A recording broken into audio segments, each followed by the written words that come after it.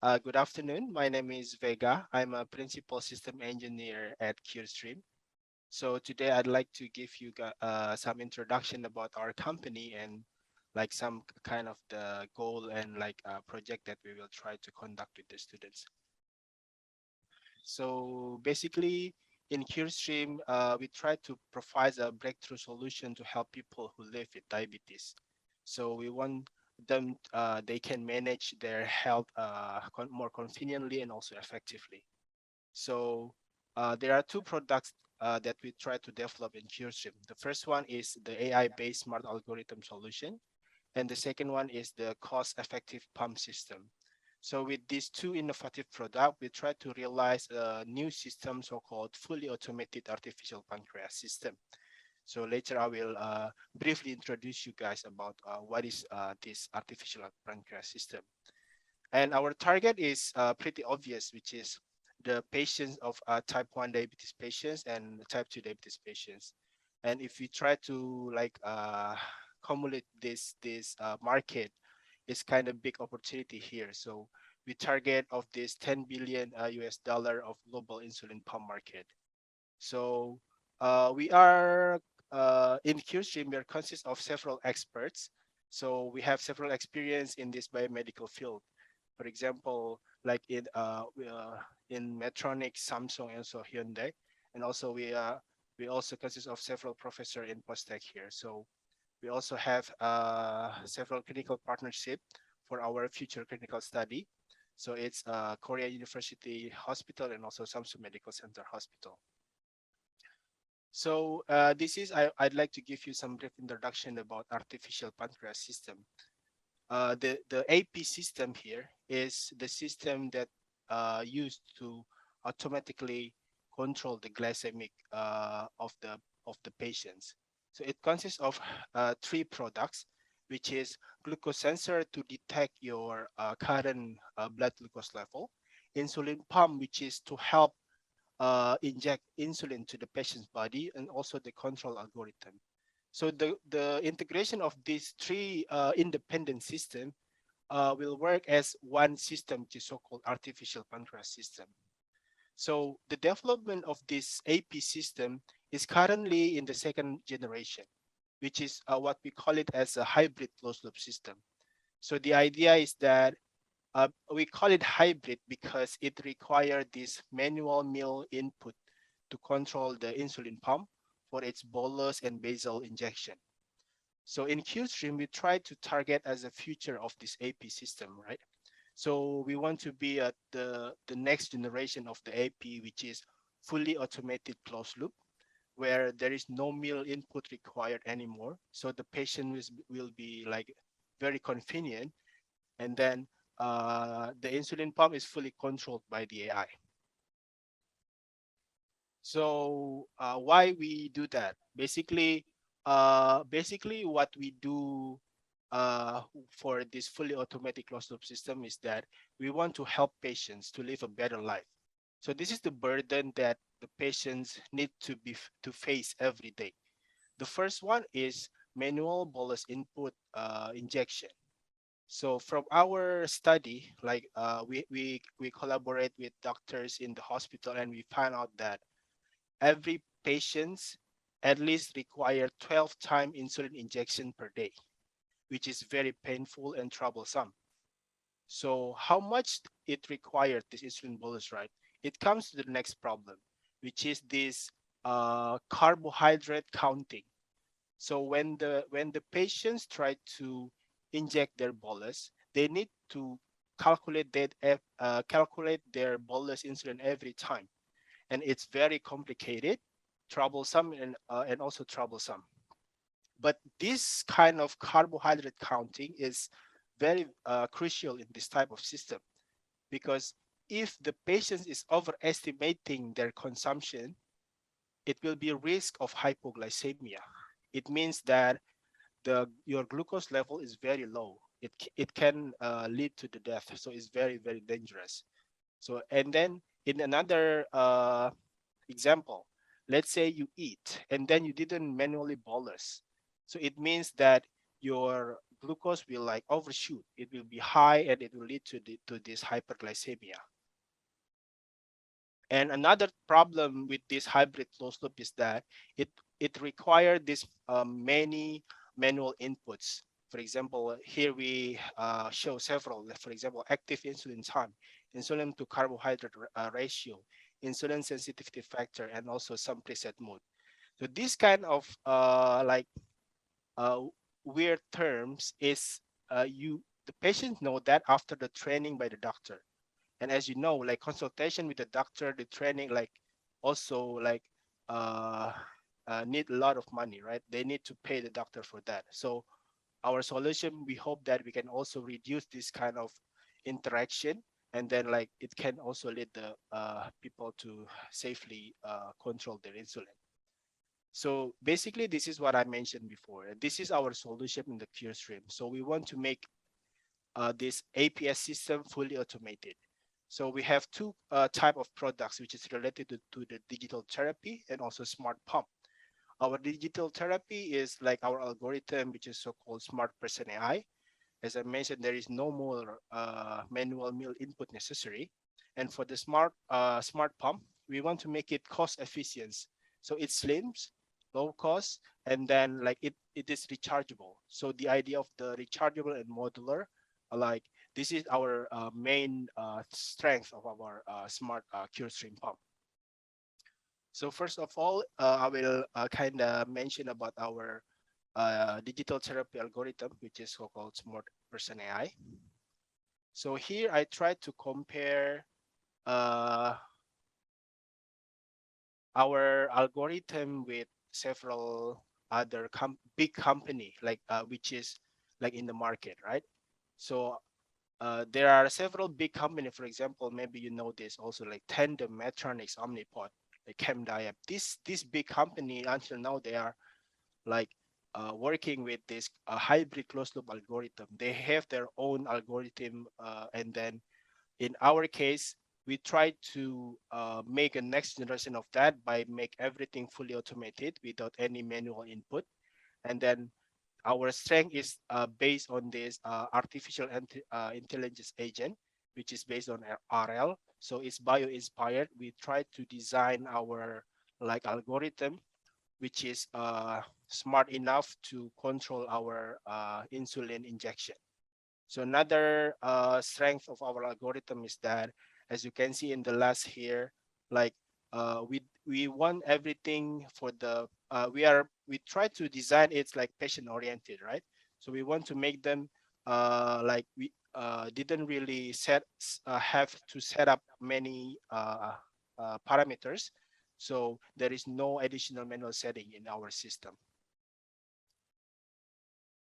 So here also several comparison of our system and some Korean companies. So here in Korea, we have like 3 different company that also like try to like develop the similar solution, but most of them is based on this HCL or hybrid closed loop system. With our case, it's like fully closed loop, and then like several other like advantages of ours compared to other. So here is our smart personal algorithm. So basically, it's a bio-inspired reinforcement learning based algorithm. So we try to design our discount and our like reward function of our AI that following this insulin activation and also the cumulative of insulin activation. So by designing this novel like algorithm, we make it bio-inspired reinforcement learning, which is can follow the changing of the insulin sensitivity of the subject. So several feature of our algorithm is that first is that, so if we deal with this kind of system, we need to understand that every patient is have different in total daily dose of insulin. And also, let's say from 7 a.m. to 7 p.m. to the nighttime, their insulin sensitivity is always varying. So our model is like it will be fully adaptive, understand that kind of requirement and follow the safety insulin dose for the patients. So the other feature is that so this is some example of comparison of ours, the expecting result of our personalization model to the some of the lead in this industry. So we are expecting to have this kind of fast personalization where we use the treatment history for the initial adaptation, and then like we're also doing this real-time adaptation without any additional training for the patients. So as you can see in here, so like we try to increase the time in range of the patients in the normal range of the glucose value. So here is like the some of example of the result of our algorithm. So please.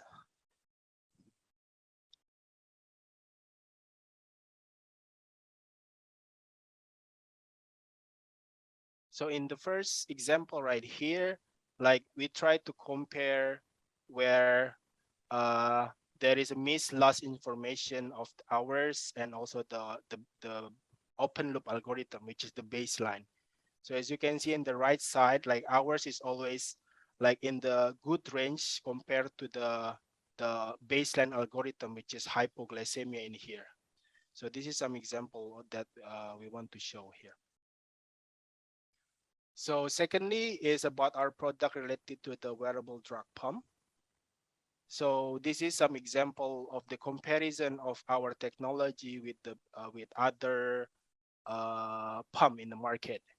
So our main strength is basically in the red square right here, which is we try to make it wirelessly and also rechargeable and also modular. The idea of the modular is that because pump is very expensive, and if we can make it modular and always change several part and keep some important part of the expensive of the pump, then we can reduce the treatment like drastically. So that's the basic idea of this q-stream pump.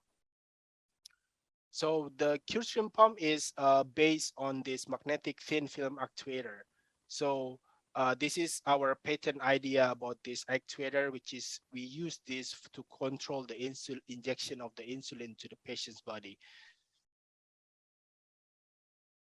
And then the other feature of our pump is that, as I mentioned, is based on this modular design. So the modular designs means there is a part which is reusable and there is another part which is disposable. So the reusable is the expensive part, which is can be related to the PCB, to some coil, to the battery, and some our algorithm also like embedded in here. But for the disposable part is related to our membrane, the one that I mentioned before. So because we can make it as very cheap, so we can make it disposable and like we can drastically reduce the cost using this kind of strategy. So here are some of the goal and like maybe idea of the project that we'd like to collaborate with the student, right? So the first one is about this personalization AI for the APS. So the challenge here is that, as I mentioned before, that a glucose reaction to the insulin injection for each patient is different. So you cannot just have one algorithm that works for everyone. You need to have it personalized. So to make it personalized, there is another problem. Usually in the AI, you need to retrain the model. Let's say you do transfer learning or like that kind of common strategy, but we cannot do that here because if you do the transfer learning and you need to retrain the model, you cannot make sure the safety means that like you can in that retraining period, it may lead to the death of the patient. And another thing also, the transfer learning usually like require more than 30 days of until it reach a good performance. And in these 30 days, the performance of the algorithm is very fluctuative and it can be also dangerous and it may lead to death. So the first idea that we want to develop here is related to this kind of algorithm. And the second one is related to this offline reinforcement learning. So in this case, We have several database because as I mentioned before, we work with several hospital and we have several database that ready to be analyzed. So there are we have several proposal about this idea, and like generally it's about this treatment history analysis and also treatment history interpretation for the APS system. So either it can be used for the initialization of our APS system, or like many other things. So we will like discuss that in the future in the detail if like if there is some student interested in this kind of topic also. So the third one is about this magnetic membrane. So the challenge here is how to make the membrane actuator durable. So let's say the lifetime of the pump is it can be weeks to months, right? So how to make it's durable while keeping the resolution and also the stability of the pumping of the membrane is good.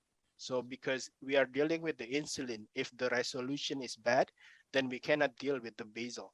If the stability is bad, then we cannot say that okay, you need this 1 unit of the insulin bolus. But if it's like very changing, like 1.2 to 0.8, like precision of the insulin injection, that is very bad for this kind of system. So we with the student we try to like develop this kind of we want to solve this kind of challenge about this magnetic membrane. So yeah, that's all for my presentation. So if you have any question, you can just drop me an email, as you can see here, like in my postdoc email or the Q stream. And if you have any question also, please feel free to ask. Thank you.